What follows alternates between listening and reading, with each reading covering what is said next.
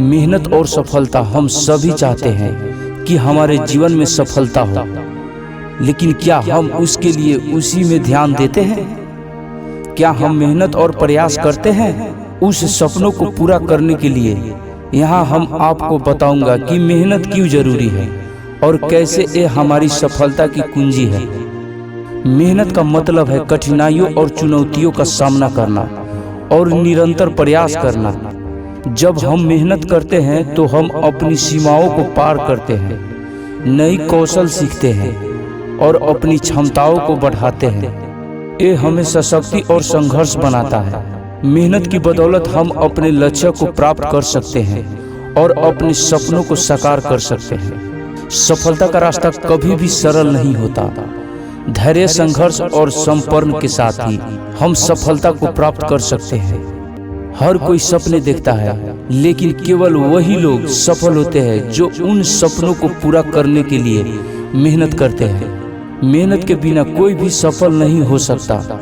जीवन में सफलता प्राप्त करने के लिए हमें संघर्ष को स्वीकार करना पड़ता है।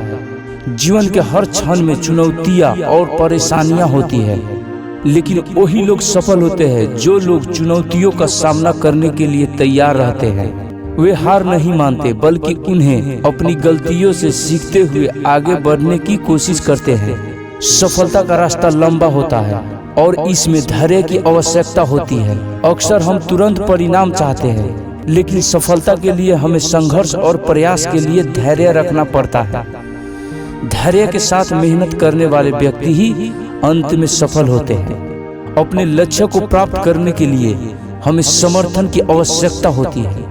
समर्पण का मतलब है अपने लक्ष्य के प्रति पूरी अवस्था और विश्वास रखना। हमें अपने लक्ष्य के प्रति समर्पित रहना चाहिए। माँ बाप को दुख मत दो।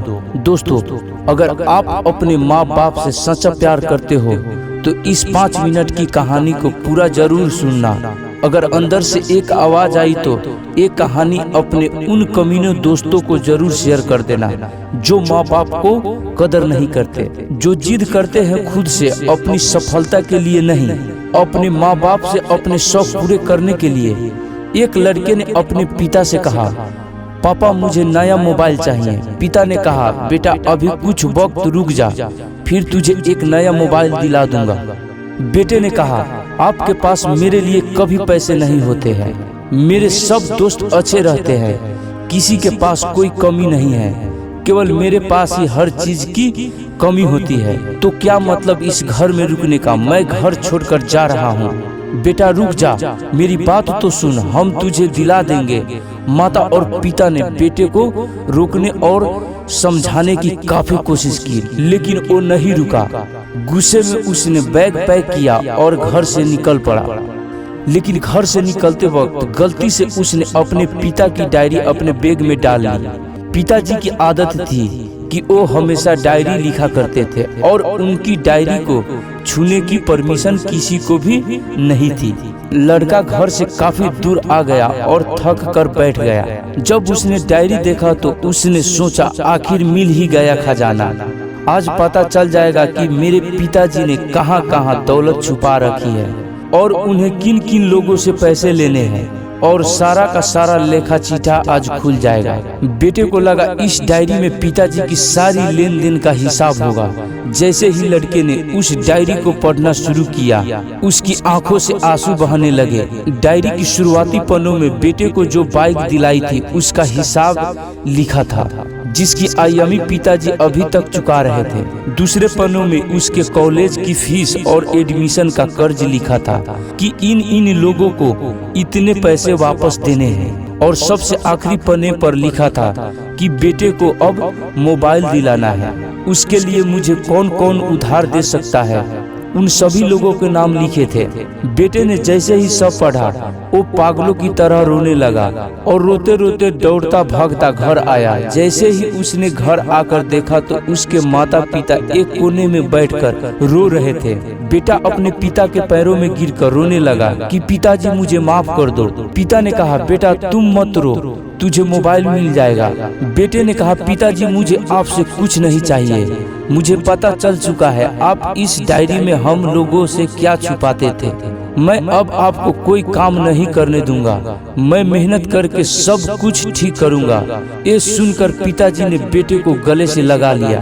दोस्तों, माँ बाप अपना पूरी जीवन, अपनी पूरी खुशी अपने बच्चों के लिए कुर्बान कर देते हैं, लेकिन कुछ बच्चों को लगता है कि माँ बाप ने उनके लिए कुछ नहीं किया। वो कभी आपको अपनी समस्या नहीं बताते, भले ही वो कितनी ही बड़ी समस्या से गुजर रहे हो।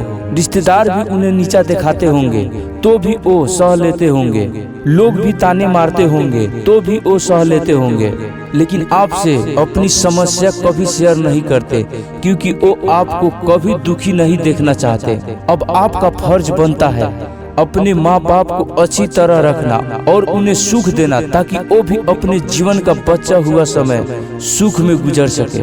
यदि आप अभी नींद में सोए हो तो आप जाग जाइए और अपने शौक पूरे करने पर नहीं, अपना करियर बनाने पर ध्यान दीजिए, क्योंकि अगर आप अपने माँ बाप के रहते हुए कुछ नहीं कर पाए तो बाद में आप सोने का महल भी बना लोगे न उसमें भी आपको नींद नहीं आएगी। दोस्तों, जीवन में कुछ बेहतर कर लीजिए ताकि आपके माता पिता को उम्र होने के बाद भी काम न करना पड़े। अगर कहानी अच्छी लगी तो इसे सभी के साथ शेयर कीजिए और अगर अभी तक लाइक नहीं किए हैं तो जरूर कीजिए। आपको एक कहानी कैसी लगी हमें कमेंट में जरूर बताएं।